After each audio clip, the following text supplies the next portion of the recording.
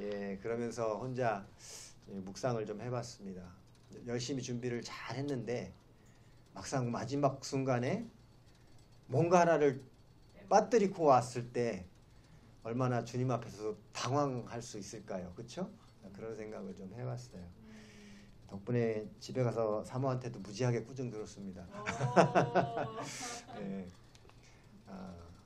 남편 아내에게 꾸중 듣는 건 별 문제가 아닌데 주님 앞에 가서 구원의 문제는 아니지만 그래도 잘 준비하고 살다가 막판에 그거 챙기지 못해가지고 부끄러움 당하지 않았으면 좋겠다 하는 그런 소소한 묵상을 또 해보았습니다.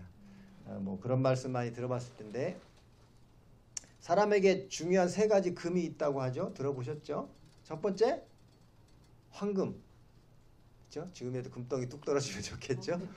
한 달란트만 있어도 그렇죠? 한 달란트면 금 23kg입니다.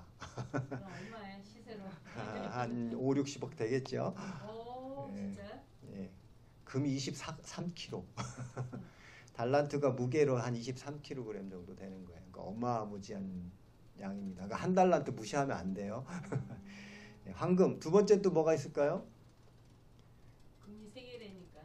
소중한 거, 그렇죠? 소금. 예전에는 황금보다 더 귀했던 게 소금이죠. 소금 없으면 음식을 맛있게 못 먹어서 예전에는 바닷가 근처가 아닌 아주 오래전에는 소금이 황금보다도 더 비쌌습니다. 로마 시대 군사들에게 소금을 월급으로 주기도 했다는 기록이 있어요. 그만큼. 세 번째는 지금 이 시간, 그렇죠? 그러니까 여러분은 황금만큼이나 소중한 지금 이 시간에 귀한 말씀을 들으러 오셨습니다. 단 지금이라는 이 세상의 현실에 우리가 소망을 둘 필요는 없습니다. 믿는 자에게 지금이 소중하지만 내가 지금 살고 있는 현실보다는 우리의 소망은 하늘나라에 있다라는 것을 알면 되겠죠. 사도 바울도 지금 그 얘기를 하고 있는 거예요. 우리의 소망은 이 땅에 있는 명예나 현실 또는 이 땅에서 찾는 것으로 복음의 완성을 이루는 것이 아니라 구원의 완성을 이루는 것이 아니라 오직 예수 그리스도를 통해서만 이루어진다라는 것을 골로새서를 통해서 그렇게 강조하고 있는 거죠. 골로새서가 처음 살펴본 것처럼 영지주의자들에 의해서 탁해진 복음에 대해 흐릿하게 생각하는 골로새 교인들에게 예수 그리스도의 신성의 그 탁월한 그 비밀들 그것만으로도 충만하다 만족할 수 있다라는 말씀을 강조하고 있다고 말씀드렸습니다. 하나님의 구원 계획은 어떤 특별한 지식이나 뭔가 좀 영적으로 탁월해 보이는 몇 사람만을 위한 복음이 아니라는 것을 계속해서 반복하고 있습니다. 예수 그리스도의 복음은 모든 믿는 자들에게 열려 있다는 것을 밝혀주고 있죠.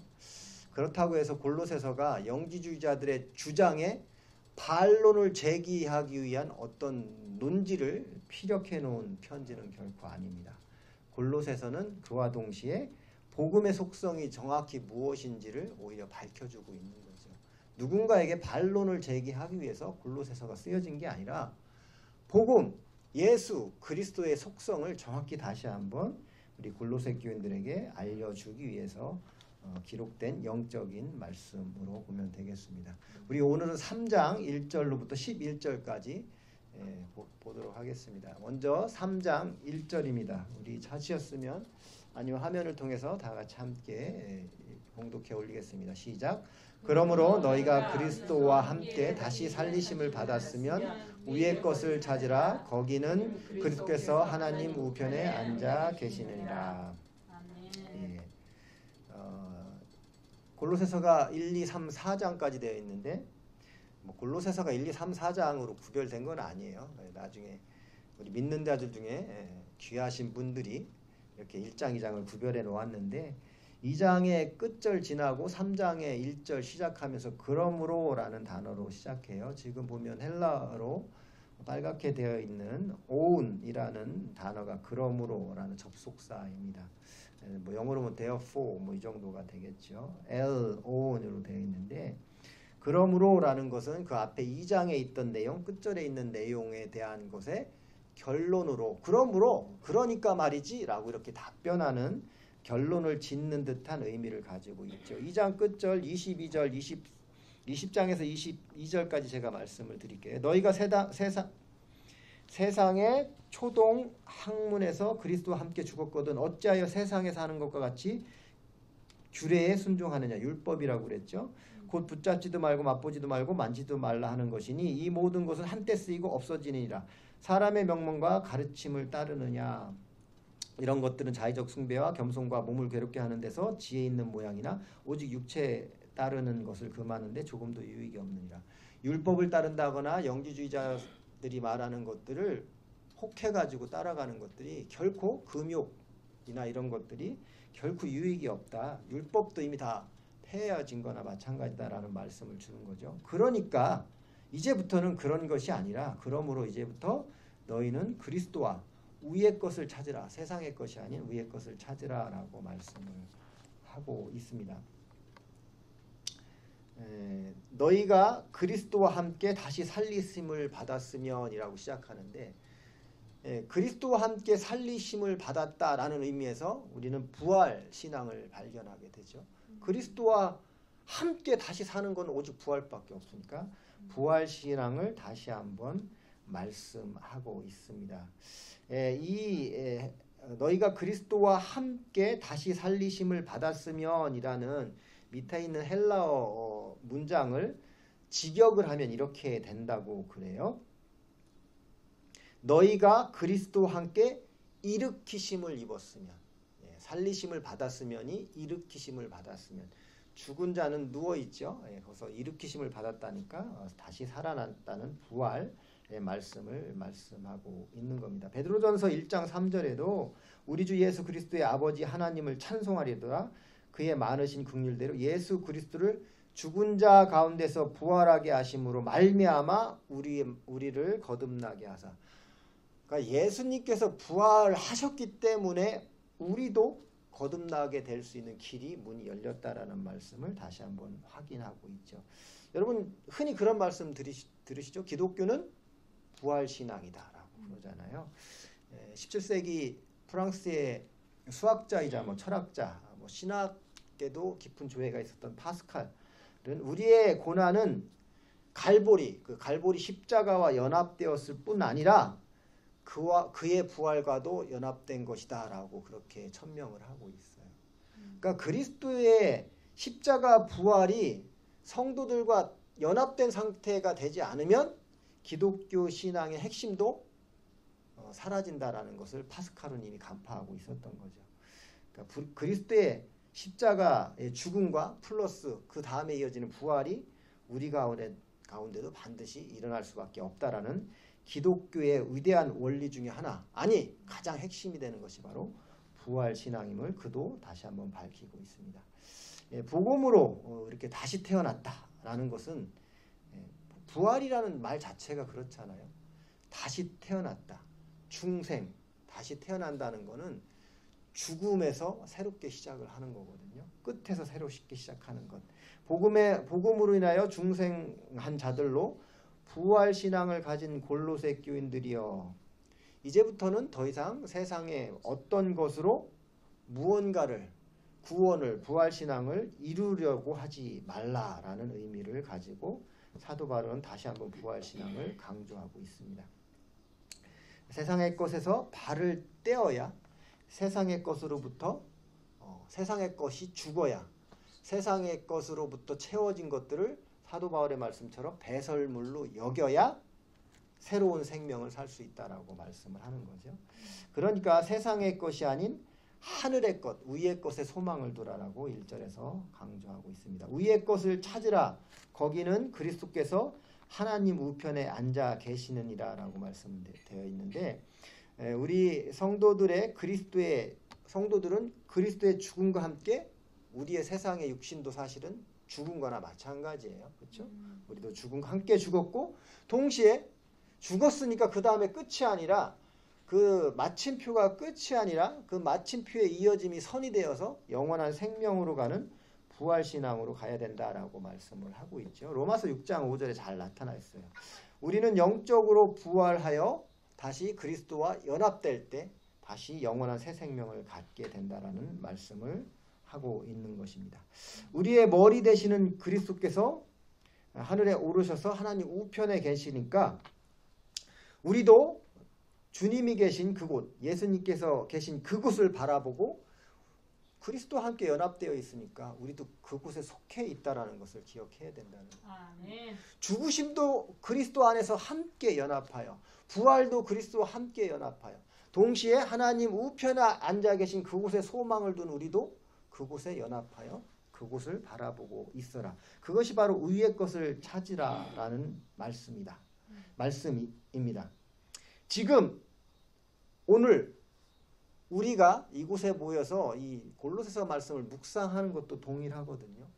이 좋은 시간에 피곤한 시간에 더운 날씨에 에어컨 빵 틀어놓고 장로님이 사온 수박 시원한 거 딱 잘라서 누워서 편하게 먹으면 좋을 것 같은데 이 시간에 여러분이 지금 귀한 지금 이곳에 오셔서 이 말씀을 묵상하려고 하는 것도 바로 위의 것을 바라보려는 여러분들의 수고 아니겠습니까?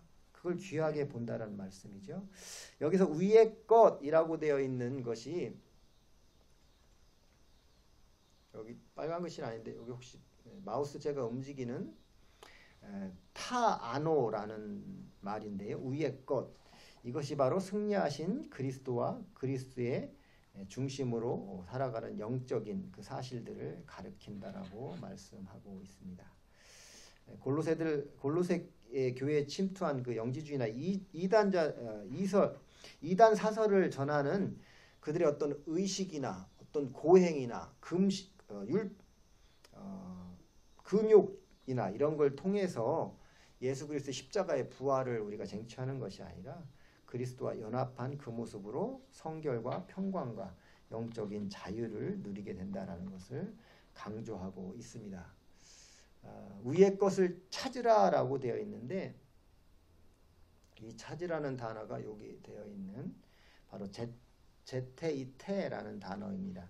이 헬라어 제테이테라는 단어는 힘들여서 계속해서 찾는다.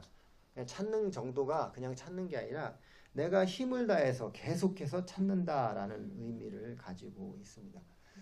구원은 하나님께서 우리에게 거저주신 은혜입니다.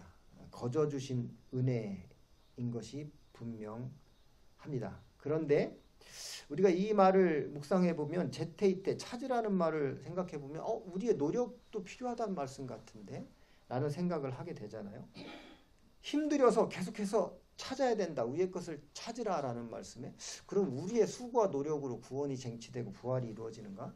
라는 생각을 좀 할 수 있습니다. 그러나 구원의 출발, 거듭남의 출발은 은혜로 된 것입니다. 그러나 아이가 태어나면 기고 걷고 뛰는 성장의 과정이 있죠.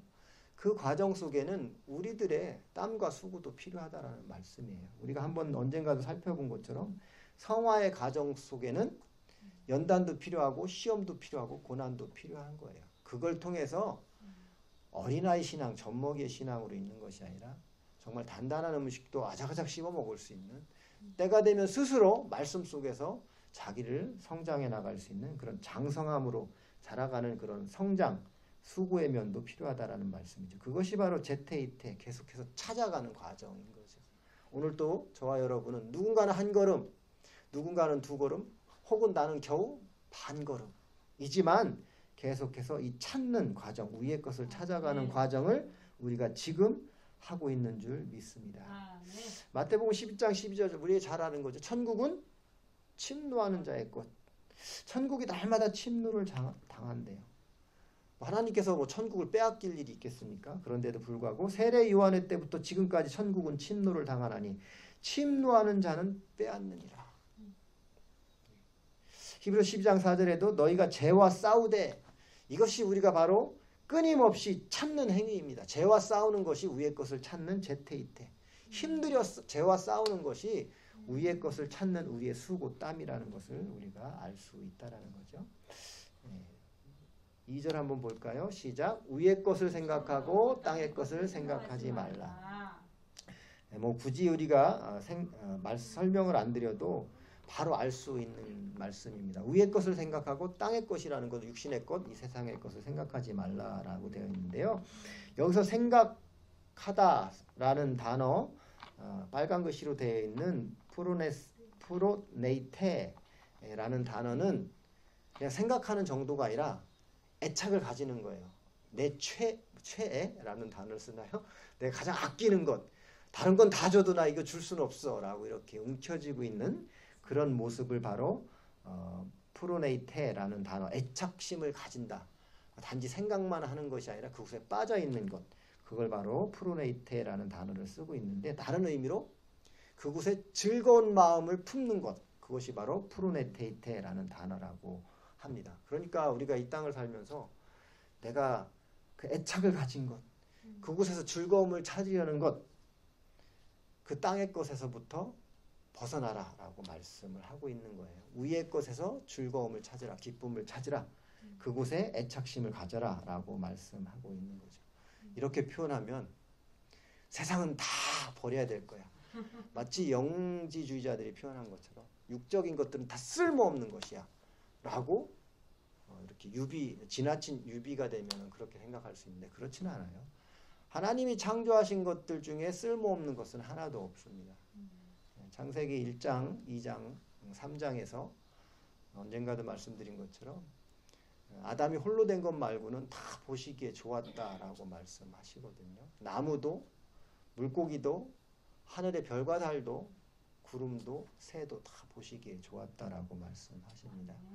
창세기 1, 2, 3장에 1장에 반복해서 나오는 보시기에 좋았다라는 단어가 히브리어로 토부라는 단어인데 우리는 그 좋았다라는 단어로만 번역한 것이 아니라 선하다, 착하다도 토부라는 단어로 번역하고 있습니다. 심지어 이 토부가 복이란 단어로도 번역이 되고 있거든요. 그러니까 하나님께서 창조하신 피조물은 다 보기에 좋았고 선한 것이고 복된 것이다 라는 거예요. 그러니까 이 땅에 있는 것을 우리가 악하다라고 정죄하는 것이 아닙니다. 위의 것을 생각하고 위의 것에 애착심을 가지고 위의 것에 기쁨을 찾으라고 한다고 해서 이 땅에 있는 것이 악하다라는 말은 결코 아니에요.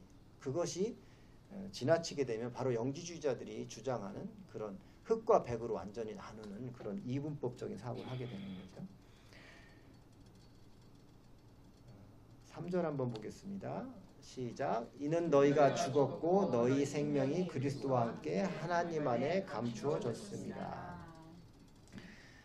1절도 그러므로라는 단어를 시작되어 있는데 3절에는 이는 너희가 죽었고 라고 하는 because라는 영어로 보면 이게 because 이유를 원인을 이야기하는 거거든요. 빨간 글씨로 되어 있는 게 가르라는 단어인데 뭐뭐 때문에 라는 의미를 가지고 있는 거죠.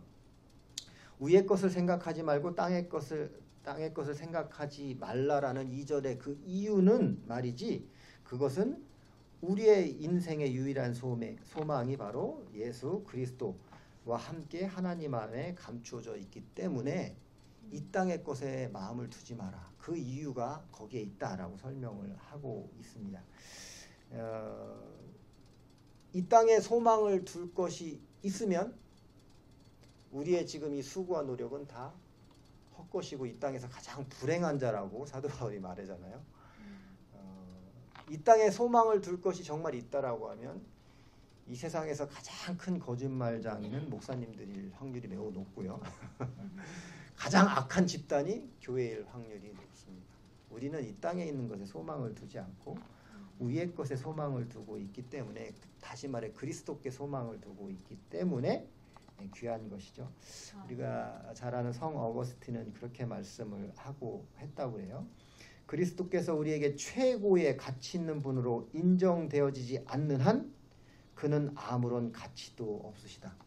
무슨 말이냐면 예수는 4대 성인 중에 하나 아니에요? 성경을 읽으면 이상한 얘기도 있는데 참 도덕적이고 우리가 실천하면 좋은 말씀도 참 많아요 라고 생각을 하면 그것조차도 가치 없는 일이라는 거예요. 그리스도가 예수가 그리스도로 가치 있는 분으로 가장 가치 있는 분으로 오직 가치 있는 분은 예수 그리스도로 인정이 되어야 그것이 진정한 예수님에 대한 가치라고 어거스틴이 말을 하고 있는 거예요. 성인, 좋은 말씀, 도덕적이고 윤리적인 말씀 정도가 아니라 그 정도로만 생각해도 아예 가치가 없는 것이다 라고 어거스틴은 표현을 하고 있다라는 거죠. 우리가 1장에서 본 것처럼 미스터리, 모든 신비한 비밀들은 오직 그리스도 안에 있습니다. 그 안에 담겨 있다는 것을 잊지 않았으면 좋겠습니다. 근데 재미있는 것은 제가 여기에서도 이유 접속사 이는 가르라는 말로 시작되었다고 말씀을 드렸는데, 사실은 밑에 히브리어를 보면, 헬라어를 보면 이는 이 앞에 한글말로 번역된 말로 되어 있지 않고 이 앞에 어떤 단어가 되어 있어요. 이 단어가 죽었고 라는 단어인데, 이제 너희가 죽었고 라는 단어인데, 십자가의 죽음과 함께 우리의 이 땅에 있는 육신, 우리의 생각과 사고도 다 죽어야 된다는 말인데, 첫 번째는 죄에 대해서 죽어야 된다. 두 번째는 앞서 보신 것처럼 규례, 율법에 대해서도 이제는 죽어야 된다는 거예요. 율법에 얽매였던 거에서 올무가 풀려나가야 된다는 말씀이고, 세 번째는 계속해서 반복하지만 땅에 있는 것에 애착을 두거나 땅에 있는 것, 세상의 것에 기쁨을 찾으려 하지 말라. 거기에 대해서도 죽어야 된다라는 것을 강조하고 있습니다. 어떤 이는 이렇게 말해요. 기독교인 크리스천들은 원칙적으로 땅에 있는 것들은 다 죽은 것이다. 좀 이렇게 과격한 표현인데, 이 땅에 있는 건 다 시체다 라고 표현을 하거든요. 그러니까 시체하고 어떤 관계를 맺는 사람은 없죠. 죽은 것과 관계를 맺는 사람은 없어요. 다 살아있는 것과 관계를 맺거든요. 그래서 이 땅에, 세상에 있는 것들은 죽은 것과 마찬가지다. 그런 뭐 관계를 맺을 수 있는 것이 아무것도 없다라고까지 표현하는 신학자들도 있습니다. 그만큼 이 땅에 소망을 둘 일이 없다라는 것을 그렇게 말씀하고 있는 거죠. 너희는 죽었고, 너희가 죽었고, 그러니까 이 땅에 있는 것들이 모두 죽었다라는 말씀을 하고 있는 겁니다. 4절 한번 보겠습니다. 시작. 우리의 생명이신 그리스도께서 나타나실 그때 너희도 그와 함께 영광 중에 나타나시리라. 우리 생명이신 그리스도께서 나타나실 때, 이건 두 번째 재림을 말씀하시는 거죠. 예수님께서는 이미 나타나셨죠. 그리고 지금 4절에 말씀하고 있는 것은 다시 오실 재림 예수에 대한 말씀인데, 재밌는 것은 처음에 예수님께 초림하셨을 때는 특정한 일부 사람들에게만 보이셨어요. 그렇죠? 유대 땅에, 예루살렘에, 갈릴리 지역에 초림 예수님을 본 사람은 일부 사람들 뿐이었어요. 그런데 지금 사도 바울은 이방인 교회와 같은 골로새 교회 편지를 쓰면서 이제 우리의 생명이신 그리스도께서 나타나실 그때 너희도 그와 함께 영광 중에 나타나리라고 되어 있는데, 이제 다시 오실 재림 예수는 초림 예수 때와 다르게 어떤 특정한 일부 사람이 아닌 이 땅에 있는 모든 사람들에게 나타날 것이라는 사실입니다. 계시록 1장 7절에 보면 볼지어다 그가 구름을 타고 오시리라. 각 사람의 눈이 그를 보겠고 그를 찌른 자들도 볼 것이요 땅에 있는 모든 족속이 그로 말미암아 애곡하리니 그러하리라. 아멘이라고 되어 있습니다. 재림 예수님이 오실 때는 어떤 한정적인 지역이나 시간 공간 개념을 다 벗어나서 모든, 지구는 둥글지만 모든 족속이 다 재림 예수님을 보게 된다라는 말씀입니다. 우리 사도행전 1장에 나온 것처럼 구름을 타고 올라가신 그 모습대로 모든 민족에게 그 구름을 타고 내려오시는 그 모습을 그대로 보게 된다라는 거죠. 물론 여기서 설명하는 구름을 타고 내려온다는 것이 우리가 아는 3차원적인 세계에서 우리가 상상할 수 있는 그런 공간적인 개념하고는 분명 다를 겁니다. 그러나 우리가 올라가신 그 모습을, 초림 예수의 그 모습을 보았던 것처럼 그날이 되면 분명 모든 민족에게 그 모습 그대로 다시 우리 눈에 비춰질 거라고 말씀을 하고 있죠. 이 말씀을 들으면 굉장히 무서운 거예요. 계시록 1장 7절 말씀처럼 각 사람이 눈이 그를 보겠고 그를 찌른 자들도 볼 것이요 초림 예수를 십자가에 못 박은 자들도 재림 예수님을 본다는 얘기죠. 그 얘기는 그들이 다시 깨어난다는 얘기예요. 그들이 다시 깨어난다는 거예요. 그때 그들이 애곡한다라는 말씀을 하거든요. 그러면 우리도 애곡을 하나요? 재림 예수님의 오심은 그를 찌른 자들에게는, 그를 거부한 자들에게는 애곡이 되겠지만 우리들에게는 춤추고 노래하는 환희와 기쁨이 된다는 것을 잊지 않기 바랍니다. 그것이 바로 심판이에요. 심판엔 두 가지 면이 있죠. 죄에 대한 심판, 시험과 환난을 겪은 이들에 대한 심판, 그것이 바로 상이에요. 상도 심판입니다. 심판을 해야 상 줄 자와 벌을 줄 자를 구분하잖아요. 그것이 재림 예수님이 오실 때 내리는 심판이에요. 여러분에게는 상을 받는 심판이 있을 줄 믿습니다. 아멘. 더 크게 아멘입니다. 아멘. 네. 받으실 줄 믿습니다. 어느 목사님 말씀처럼 믿습니까? 이래야만 하면 하지 마시고 마음에 감동이 있을 때 크게 아멘 하시기 바랍니다. 계속 1장 7절 끝에 말씀도 아멘이에요. 아멘입니다. 다음 절 함께 보시겠습니다. 5절입니다. 시작. 그러므로 땅에 있는 지체를 죽이라. 곧 음란과 부정과 사욕과 악한 정욕과 탐심이니 탐심은 우상 숭배니라. 아까도 이 땅에 있는 소망들 다 죽이라라는 아주 강력한 표현을 하고 있는데요. 5절에도 다시 한번 1절에 나왔던 그러므로라는 오운이라는 단어로 시작합니다. 오운이라는 단어로 시작하는데 그러므로라는 접속사로 시작을 해요. 우리의 생명이신 그리스도와 우리가 연결이 되어 있고 우리가 그리스도와 연결이 되어 있기 때문에 그리스도께서 우리의 생명을 언제까지나 지키고 보호해 주신다라는 말씀을 하는데요. 그러기 때문에 그리스도께서 우리를 지키고 보호하기 때문에 이 땅에 있는 지체를 죽여도 된다라고 말씀하는 거예요. 그러므로 땅에 있는 지체를 죽이라. 우리가 믿음을 잘 지키기 위해서는 우리의 죄를 끊어내고 버리듯이 이 땅에 있는 소욕들도 다 버리라, 죽이라라고 말씀합니다. 이 앞에 있는 죽이라라는 말 앞에서도 살펴봤는데 네크로사테라는 명명어를 사용하고 있거든요. 근데 오온이란 그러므로라는 단어 앞에 있어요. 그러니까 헬라어로 성경을 읽으면 먼저 싹 다 죽여버려 이렇게 얘기하는 거예요. 명명어로 싹 다 죽여버려 라고 명명을 하고 그 다음에 접속사가 나오는 거예요. 더 강력하죠. 한국말에 그러므로 땅에 있는 지체를 죽이라 라고 되어 있지만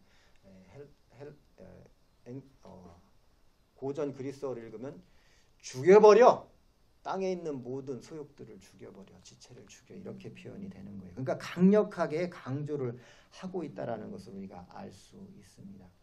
근데 이 땅에 있는 죽여야 될 것들 여기서 5가지를 열거하고 있는데요. 음란과 부정과 사욕과 악한 정욕과 탐심이니 다 그 말이 그 말일 거 그 말이 그 말 같아요. 그렇죠? 그런데 하나하나를 따져보면 내용이 조금은 다릅니다. 이 땅에 사는 동안 땅의 것들을 버려야 될 것, 죽여야 될 것들, 하나님과의 관계를 끊어내도록 유혹하는 것들인데요.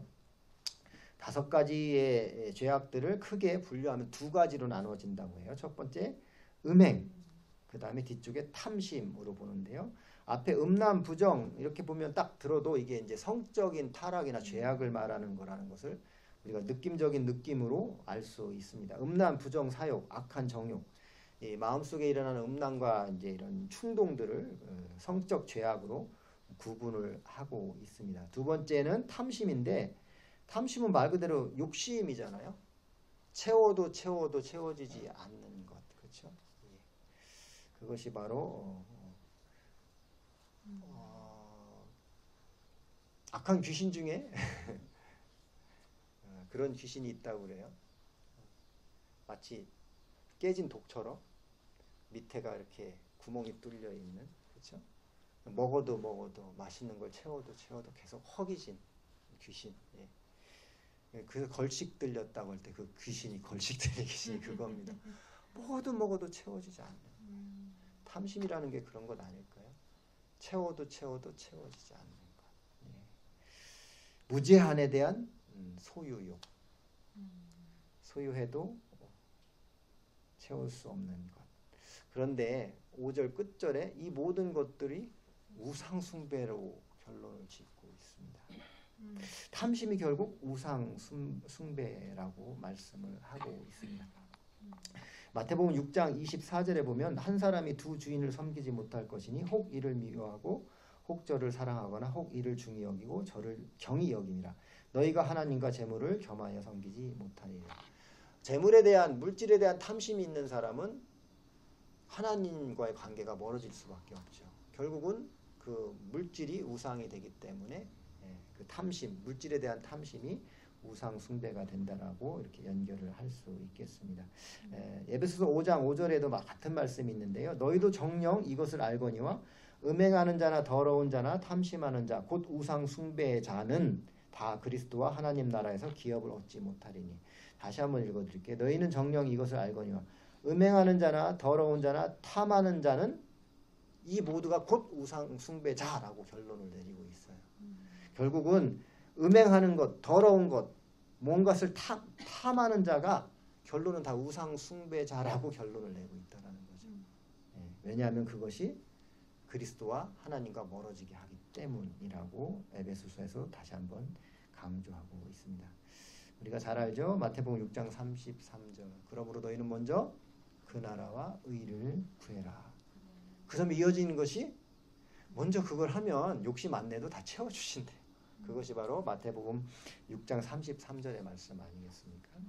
하나님의 뜻이면 우리에게 필요한 물질도 다 채워준다라고 말씀하십니다. 6절 한번 보시겠습니다. 시작. 이것들로 말미암아 하나님의 진노가 임하리라. 5절에서 설명하고 있는 5가지 죄악된 것들 때문에 하나님의 진노가 임한다라고 되어 있습니다. 이것들, 그 땅에 있는 것들, 앞에서는 4절에서 지체라고 표현이 되어 있는데 땅에 있는 지체들은 위험하고 우리를 괴롭게 하는 것들 때문에 마침내 하나님의 진노가 임한다라고 말씀하고 있습니다. 여러분, 하나님의 진노가 또는 심판 임하는 자들, 또 심판 임한 자들의 겪게 되는 2가지 상황들이 있는데요. 첫 번째는 하나님의 진노 가운데 있는 자는 그냥 죄 가운데 내버려 두신다고 그래요. 회개할 기회를 줬음에도 회개치 않기 때문에 그냥 죄 가운데 그냥 내버려 두신다라고 로마서 1장 24절에 말씀하고 있고요.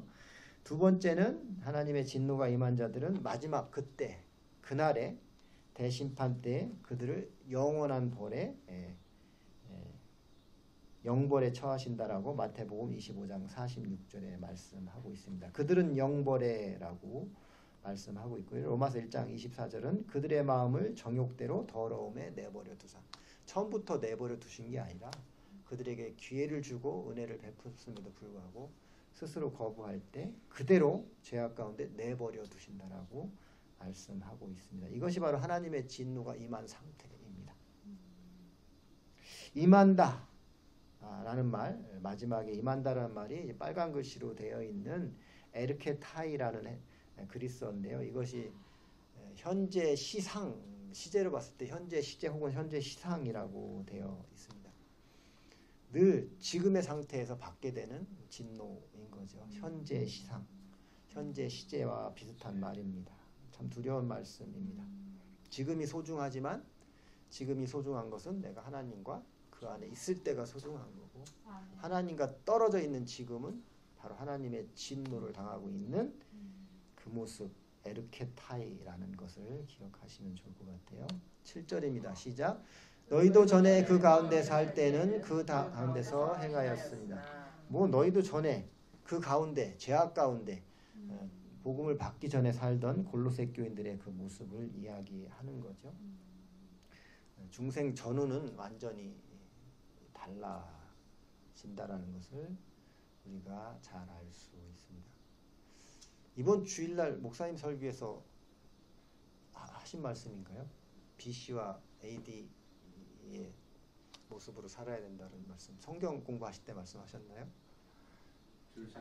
설교 말씀 때. 설교 말씀 때. 예, 그것처럼 중생 전후와 후로 BC와 AD 또 우리 개개인의 삶도 그렇게 바뀌어야 된다라는 거죠. 그러니까 골로새 교인들도 전에는 그 옛사람의 모습대로 살았다라는 거예요. 그렇으니까 그 모습대로 앞에 설명한 5가지 죄악 가운데 살 수밖에 없었다라는 모습을 설명하고 있는 거죠. 그런데 이어지는 8절에 이제는 너희가 이 모든 것을 벗어버리라. 곧 분함과 노여움과 악의와 비방과 너희 입에 부끄러운 말이라. 지금은 이제 변했으니까 더 이상 분함과 노여움과 악의와 비방과 너희 입에 부끄러운 말들을 다 벗어버리라 라고 말씀을 하고 있습니다. 왜 이 말씀을 하고 있을까요? 영지주의자들이 들어옴으로 인해서 이제 분파가 생기고 상대방을 헐뜯거나 나는 높고 너는 낮고 이런 차별이 생긴 거예요. 그들의 입 가운데 죄악이 생기기 시작한 거죠. 그래서 사도 바울은 이 말씀을 다시 한번 강조합니다. 이제는 너희가 이 모든 것을 벗어버리라 라고 말씀을 하고 있습니다. 이 모든 것들은 앞에 설명한 5절에서 설명한 땅에 있는 지체들 5가지 죄악을 말씀하는 거고요. 벗어버리라의 아포테스테, 이 빨간 글씨 2번째에 있는 아포테스테, 벗어버리라라는 말이 있는데 이것은 낡은 옷 혹은 더러워진 옷을 벗는 그런 행위를 표현하는 단어라고 그래요.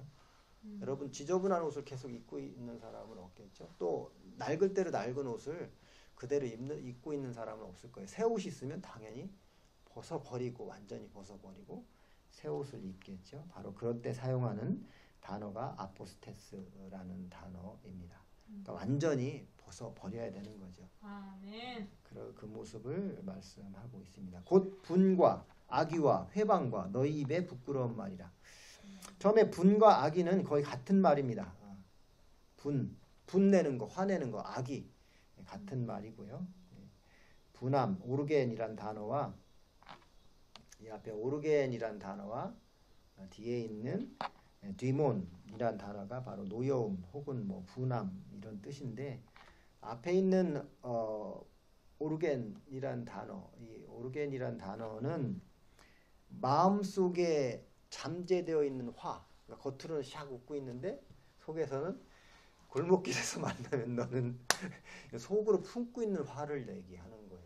무섭죠? 근데 그 다음에 이어지는 디몬이라는 노여움은 겉으로 표현해내는 화거든요. 결국은 겉으로 드러나든 속에 감추고 있든 화를 품지 말라는 거죠. 노여워하지 말라는 거죠. 그것이 다 죄가 된다라고 말씀을 하고 있습니다. 이어지는 말이요. 이제 비방하고 욕하고 남을 속이는 것. 거의 입술하고 관계된 말들이죠. 너희 입에 부끄러운 말입니다. 입술과 관계된 말씀들인데 이 말씀들도 다 우리가 벗어버려야 될 악이라고 말씀합니다.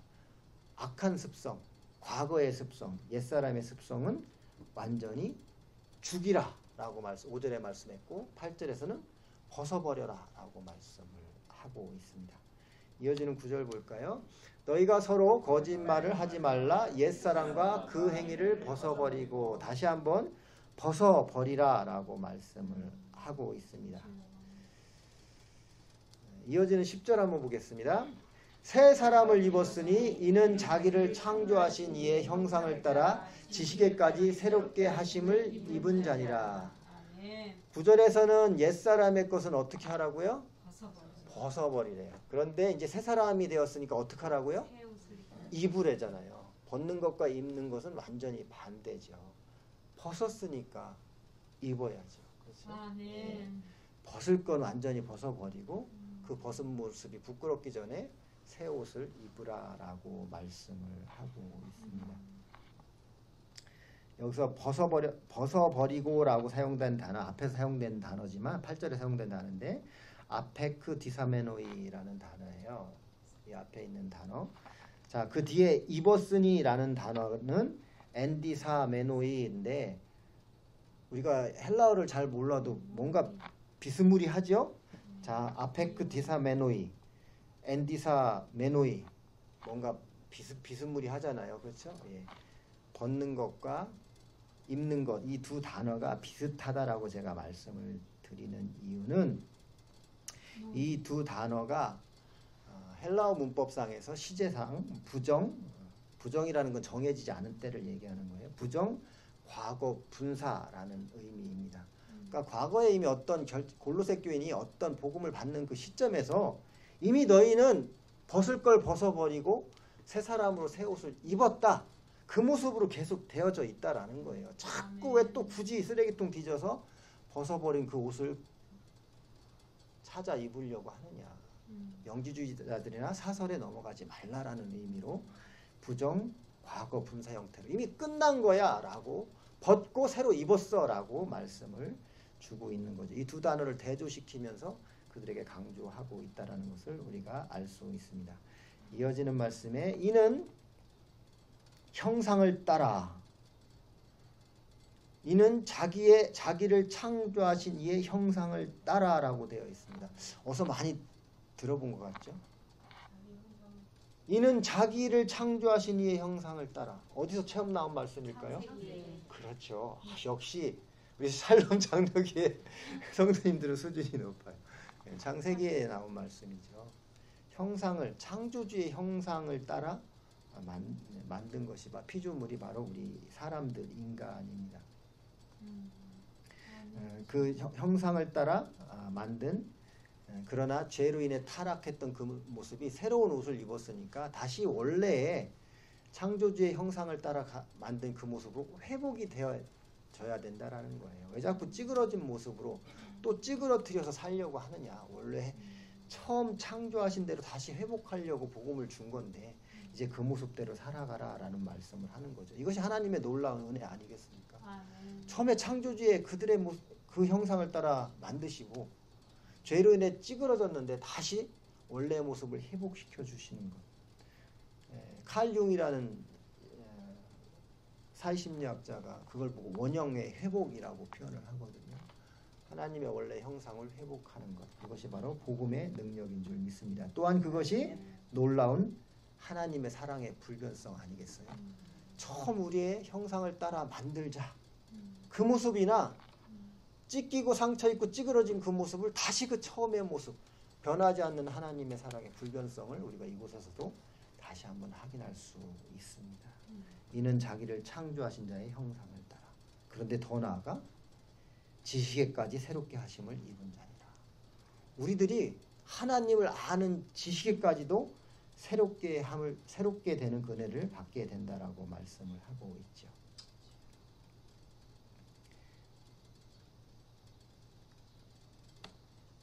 마지막 11절입니다. 시간이 한 5분 10분 남았습니다. 11절입니다.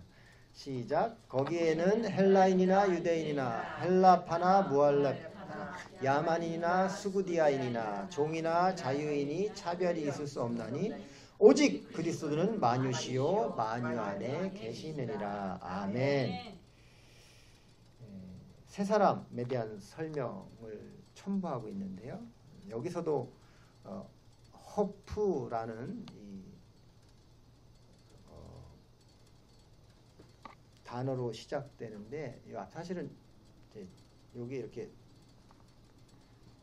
닭공 일본어에서 말하나요? 닭공이라고 해서 이렇게 위에 이렇게 점이 있어야 됩니다. 그래서 호프라는 단어를 사용하고 있는데 거기에는 이라는 이 호프라는 단어는 바로 세 사람의 세계, 위의 세계, 하늘나라 그 세계 거기에는 헬라인이나 유대인, 헬라인과 유대인은 전혀 차별되죠. 헬라인은 그리스 로마 시민들, 로마 사람들을 이야기하는 거고 헬라인과 유대인을 서로 대조해 놓고 있죠. 그 다음에 할레파와 무할레파, 전통적인 유대인들은 할레를 받고 할레파고 또 그렇지 않은 이방인은 무할레파라고 하죠.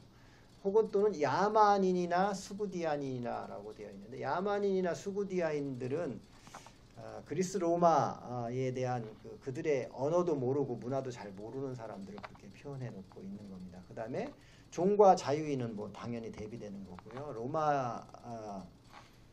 로마 제국에는 종들이 참 많았잖아요. 그렇죠? 전쟁에서 잡혀온 사람들은 다 거의 종이었으니까 종과 자유인의 차별이 있었는데 거기에는 세 사람의 세계에는 위의 세계에는 하나님 나라에는 그 어떤 차별도 없다라고 말씀을 하고 있습니다. 그러면서 만유라는 말씀을 반복하고 있는데 누구에게나 예수 그리스도 안에 속하면 구원도 얻을 수 있을 뿐만 아니라 차별도 없다라는 말씀을 강조하고 있는데요. 우리가 잘 아는 갈라디아서 3장 27, 29절에도 똑같은 말씀을 사도 바울은 강조하고 있습니다. 누구든지 그리스도와 합하기 위하여 세례를 받은 자는 그리스도로 옷 입었느니라. 너희는 유대인이나 헬라인이나 종이나 자유인이나 남자나 여자나, 여기는 남자와 여자도 구분하고 있는데 남자와 여자나 다 그리스도 예수 안에서 하나니라. 너희가 그리스도의 것이면 곧 아브라함의 자손이요 약속대로 유업을 입을 자니라. 헬라인과 유대인, 헬라인들이 무엇이 자랑이었어요? 우리의 문화. 그 당시 최고의 가치, 최고의 문화가 바로 그레코 로마이잖아요. 헬라인들의 문화가 세상 지중해 세계를 다 지배하고 있었으니까 우리는 최고급의 가치와 사상을 가지고 있는 그들의 자랑이었죠. 이와 동시에 또 유대인들은 뭐가 자랑이었어요? 우린 선민이야, 그렇죠? 우리는 민족, 이 특별한 선택받은 민족이야. 민족에 대한, 민족성에 대한 자랑이 있었고 또 그들만이 우리는 하나님의 선택받은 민족이라는 그런 종교적인 우월성도 가지고 있던 것이 유대인이었죠. 그러나 민족성을 떠나서 헬라인이나 유대인이나 다 차별이 없다. 오직 그리스도의 믿음으로 받은 구원이 이런 민족성 또는 문화를 떠나서 구원을 이룬다라는 말씀을 주고 있고요. 할레파, 무할레파도 마찬가지죠. 종교적인 외부의 특성, 입고 있는 옷이라든가 손이나 머리에 매달고 있는 어떤 표식을 통해서, 육적인 표식을 통해서 특권을 누리거나 또 구원받을 자, 구원받지 못할 자로 구별되지 않는다라는 말씀을 다시 한번 강조하고 있습니다. 야만인이나 수구디아인이나, 이것도 앞에서 이 앞에 야만인이라고 되는 게 우리가 바바리안이라고 되잖아요. 이 헬라어에도 똑같아요. 이게 똑같은 단어인데 바르바로스, 바바리안, 바르바로스라는 단어인데, 이 말은 원래는 말을 좀 명확하게 똑바로 못하는 사람들을 바르바로스라고 불렀다라고 하는 거예요. 예를 들면 네이티브 아메리칸들이 봤을 때 영어를 머더텅으로 사용하는 사람들이 봤을 때 우리 같은 세컨드 랭귀지를 하는 브로큰 잉글리시를 사용하는 콩글리시를 사용하는 우리는 바바리어스가 될 수 있는 거예요. 그들이 봤을 때는 말이 어눌하잖아요. 영어를 하긴 했는데 저 사람이 알아들었는지 못 알아듣는지도 모르게 하잖아요. 저는 그래요. 여러분은 안 그러시지만 저는 바바로스입니다. 그들에게 봤을 땐 저는 야만인과 같은 사람이에요. 말을 어눌하게 하는 사람. 그러면 차별을 당하잖아요. 실질 차별 당하죠. 언어 때문에. 시간이 갔지만 초창기 이민 오신 분이 나이 언론에 전화해서 My wife hot 이랬대잖아요. 그렇죠? Your wife hot? 너 좋겠다 이랬대잖아요. 그렇죠? 네. My wife가 fever가 있다는 말을 모르니까. 그러니까 말이 어눌하면 그럴 수 있는 거예요. 그래서 무시를 당하잖아요. 그것이 차별이 됐잖아요. 실질 여러분 언어 때문에 우리가 차별을 받잖아요. 저도 영어 잘했으면은 그렇죠? 하여튼 언어 때문에 우리가 사용하는 언어가 어눌한 것 또는 말재주가 없는 것 때문에도 차별을 당합니다. 실제 이 당시에도 그랬다라는 거예요. 그것이 바로 여기 사용된 야만인, 바르바로스라는 단어라는 거예요. 그리스 말을 유창하게 못하거나 말재주가 없는 그런 사람들, 헬라 문화권 밖에 있는 외국인들 같은 그런 언어 때문에 차별을 받는 것을 야만인이라고 표현을 했다고 그러죠. 그런 야만이나 수구디아인도 마찬가지로 이쪽 동방에 있는 이민족을 이야기하는 건데, 뭐 그레코 로만 문화를 잘 모르니까 그들이 보기엔 미개해 보이고 그랬던 거예요. 그러다 보니까 차별을 했던 거죠. 그렇지만 야만이든 수구디아인이나 혹은 종이나 자유인이나 다 차별이 없다. 새 나라에서는 거기에서는 라고 말씀을 하고 있습니다. 그리고 이어지는 말씀이 오직 그리스도는 만유시요 만유 안에 계시느니라. 네. 구원이라는 것은 어떤 문화나 특정 종교의 외적인 행위나 표식을 통해서 이루어지는 것이 아니라 민족의 우수성이나 사회의 지위나 계급이나 권력이나 지식으로 되는 것이 아니라 오직 그리스도 안에서 이루어지는 그분을 믿음으로 이루어지는 유일한 길이라고 강조하고 있습니다. 만유라는 말은 곧 헬라인, 유대인, 야만인, 수구디아인, 노예, 자유자, 여자, 남자 할 것 없이 모든 인류에게 유일한 구원자로 예수 그리스도 뿐이라는 것을 골로새 교인들에게 오늘 우리에게 다시 한번 강조하고 있습니다. 로마서 10장 12절에서도 사도 바울은 다시 한번 강조합니다. 유대인이나 헬라인이나 차별이 없습니다. 한 분이신 주께서 모든 사람의 주가 되사 그를 부르는 모든 사람에게 부요하시도다 라고 말씀하고 있습니다. 우리들 행위나 내가 처한 상황이 나의 구원을 결정하지 않습니다. 모든 것의 결정권자, 절대적인 우위를 가지고 결정하시는 분은 오직 주님뿐입니다. 위에 계시는 하나님은 오직 한 분뿐입니다. 여러분 유대인들이 주이시들이 전통적인 주이시들이 여기에 카피라는 우리 흔히 빵떡 모자라고 빵떡 모자라고 그렇게 약간 룩다운하는 표현 쓰지 마셨으면 좋겠고요. 정확히 카피입니다. 카피. 예, 카피라고 하는 둥근 모자를 쓴 것도 위에 계신 하나님께 감히 내 머리를 보일 수가 없어서 늘 내가 하나님, 그러니까 그들에게는 야훼 아래 살고 있는 우리 모습, 겸손한 모습을 외적으로 표현하기 위해서 카피를 쓰고 다니는 거예요. 우리가 그들과 같을 수는 없겠지만 그들이 그 의미를 부여하고 그 카피를 쓰고 있는 의미를 우리도 한번 좀 생각해 볼 수 있어요. 위에 있는 하나님께서 모든 결정권자시고 그분이 절대적인 능력으로 구원을 은혜로 베풀어 주신다는 것을 기억하시면 좋겠습니다. 인종차별도 없고 사회적 기후차별도 없는 것이 하나님의 사랑이요 만유의 그리스도인 줄 믿습니다. 우리 잠깐 1절부터 11절까지 바쁘게 봤는데 한 두 가지 정도만 생각해 보겠습니다. 저도 여러분도 예수 그리스도와 함께 동행하는 삶을 산다라고 그렇게 고백을 합니다. 그렇다면 내 삶 가운데 위의 것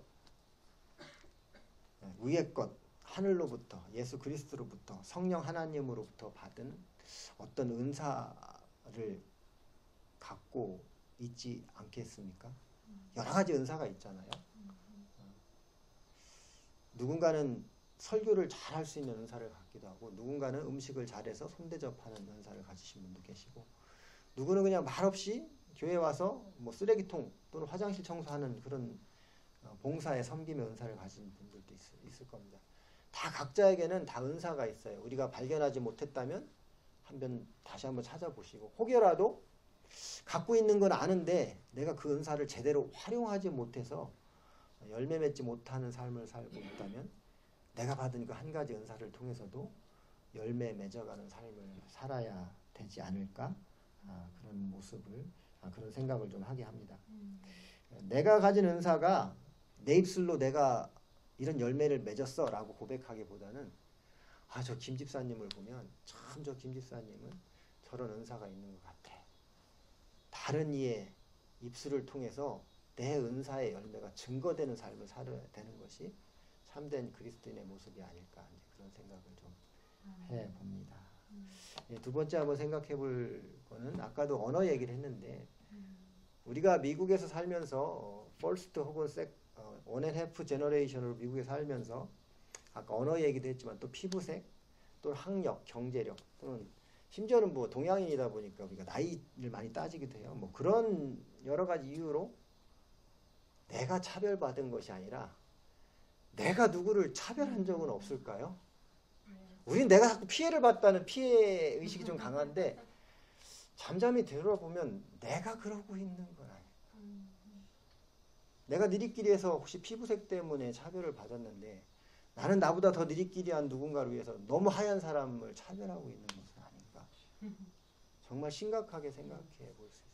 내가 피해자가 아니라 내가 이런 모습들로 전혀 그렇지 않을 것 같은데 내가 피의자가 될 수도 있지 않을까요?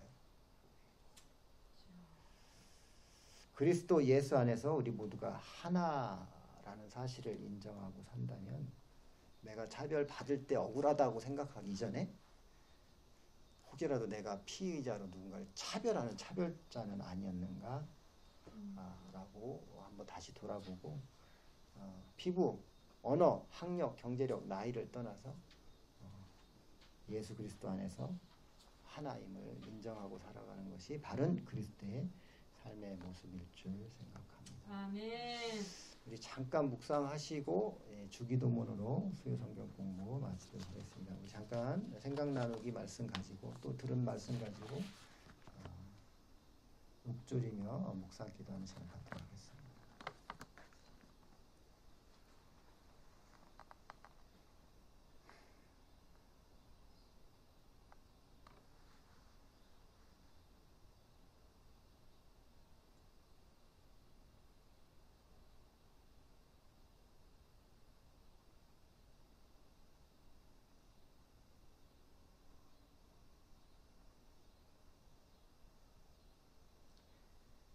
주 하나님, 주님께서 여러 가지 모양으로, 여러 가지 크기로, 여러 가지 색깔로 각 사람에게 주신 귀한 하늘의 것, 귀한 위의 것을 우리에게 은사로 주신 줄 믿습니다. 아멘. 내게 주신 그 은사를 열매 맺어가는 삶 되게 하여 주시옵소서. 아멘. 땅에 묻어두고 자랑하는 것이 아니라 드러내어 더 활용하고 열매 맺어가는 인생 되게 하여 주시옵소서. 아멘. 아직도 죄 가운데 있을 때 독생자 예수를 보내주신 사랑을 입은 나인데 혹여라도 나 같은 죄인이 은혜 받은 나 같은 죄인이 누군가를 다른 이유로 차별하고 있지는 않은지 나 자신을 다시 한번 돌아봅니다. 말씀을 거울 삼아 그리스도 안에서 만유가 하나 될 수 있음을 다시 한번 기억하게 하시고 아멘. 차별이 아닌 하나 되는 은혜가 우리 가정 안에, 교회 안에, 우리 이웃 간에 이루어지게 하시옵소서. 아멘. 예수님의 이름으로 기도합니다. 우리 주기도문으로 마치겠습니다. 하늘에 계신 우리 아버지여, 이름이 거룩히 여김을 받으시오며 나라가 임하오시며 뜻이 하늘에서 이루어진 것 같이 땅에서도 이루어지이다. 오늘 우리에게 일용할 양식을 주시옵고 우리가 우리에게 죄 지은 자를 사하여 준 것 같이 우리 죄를 사하여 주시옵고 우리를 시험에 들게 하지 마옵시고 다만 악에서 구하시옵소서. 대개 나라와 권세와 영광이 아버지께 영원히 있사옵나이다. 아멘.